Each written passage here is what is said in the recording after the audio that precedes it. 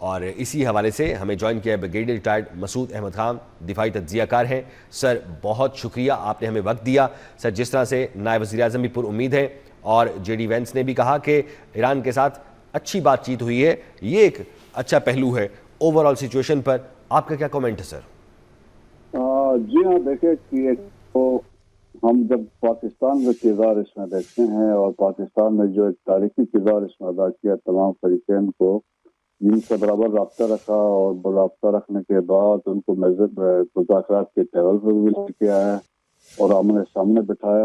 اور ہم نے بڑی بھرپور اور مخلصانہ کوششیں کی اور پروفیشنل انداز میں کی، اور ہمارے فارن منسٹر نے ان کو لیڈ کیا،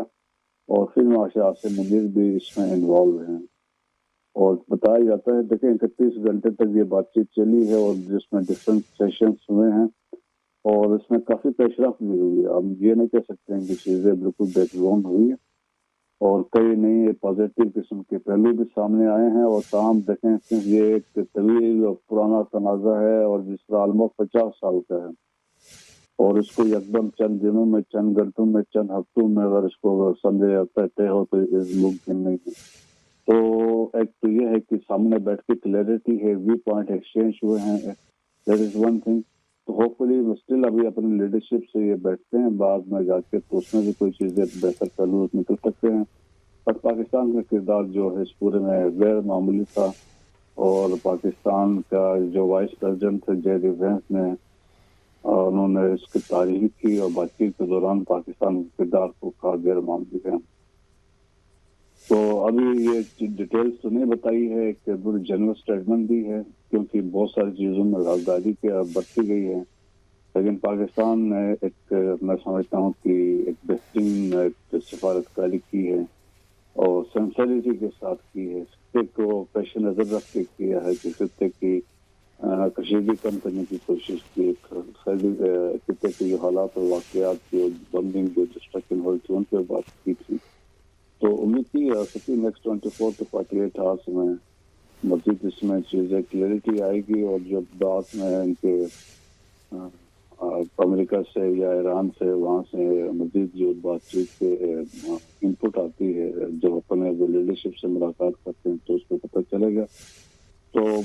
ہم یہ کر سکتے ہیں کہ بات چیت پازیٹیو رہی ہے جنرلی، اور اس میں پیش رفت بھی ہوئی ہے۔ یہ ابھی ڈیپینڈ کرتا ہے، آلدو وائس پریزیڈنٹ کے بقول they were in constant communication with president Trump, اور ہو سکتا ہے جب یہ واپس جائیں گے وہاں پہ یہ بیٹھیں گے، ان کے تمام جو امپورٹنٹ جو منسٹر کے سیکرٹریز ہیں وہ بیٹھیں گے، نیشنل سیکورٹی کے لوگ بیٹھیں گے، اس کے بعد وہ ایک واللہ عمل سے اعلان کریں گے، اس سے مزید چیزیں پتہ چل سکتی ہیں۔ یا بالکل چانسز ہے، دیکھیں اسی لیے میں نے کہا کہ اس میں بات چیت میں جب آپ 31 گھنٹے بیٹھتے ہیں اور متعدد نشستیں کی ہیں تو اس میں کافی مثبت پہلو بھی سامنے آئے ہیں۔ آپ نے کھل کے اپنے جو پوائنٹس تھے، اپنے جو ریزرویشنس تھے ایک دوسرے کے سامنے رکھے ہیں، اور آپ چاہتے کہ ایک دوسرے سے وہ بات چیت کی ہے، تو میرے خیال میں کلیئرٹی اس میں آ گئی ہے۔ تو ایک ابھی فیوچر میں جب بھی کوئی چیز ہوتی ہے تو اس کو لے کے آگے چلیں گے تو اس میں بہتری آئے گی۔ جی ہاں، دیکھیں جیسے یہ تو اس میں ایران کو تو اس کو ڈریگ کیا گیا، اور جس طریقے سے بات چیت عمان اسپانسر کر رہا تھا، اور پہلے بات چیت ہم نے عمان میں مسقط میں دیکھی، پھر جنیوا میں ہو دیکھی، لیکن اس کے بعد اسی بات چیت کے دوران ہی یہ سارا معاملہ ہوا، اور اس میں سب کا ماننا ہے، اور امریکہ کے اندر بھی پبلک اوپینین بھی یہی ہے کہ اٹ واز دی اسرائیل کی جنگ تھی، اور انہوں نے امریکہ کو اس پر ڈریگ کیا، اور جس کی وجہ سے یہ جنگ ہوئی، اور جس کی وجہ سے ڈسٹرکشن ایران کے اندر ڈسٹرکشن، کیجویلٹیز اور ٹاپ لیڈرشپ کی شہادتیں ہوئی، اور اس کے بعد جو خطے میں GCC کنٹریز ہے وہاں پہ جو نقصانات ہوئے ہیں، وہاں پہ جو ڈسٹرکشن ہوئی، کیجویلٹیز ہوئی ہیں، اور اس کے بعد پھر ہم نے لیبنان میں دیکھا۔ ان بات چیت میں بھی آپ دیکھیں کہ بہت سارے ایسے ابھی بھی جو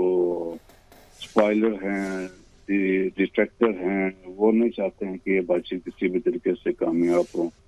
تو وہ بھی ایکولی انوالو ہیں، جس طرح اسرائیل بھی ہے اور بہت دوسرے گروپ ہیں، یا آپ کہتے ہیں ہارڈ لائنرز ہیں دونوں طرف سے،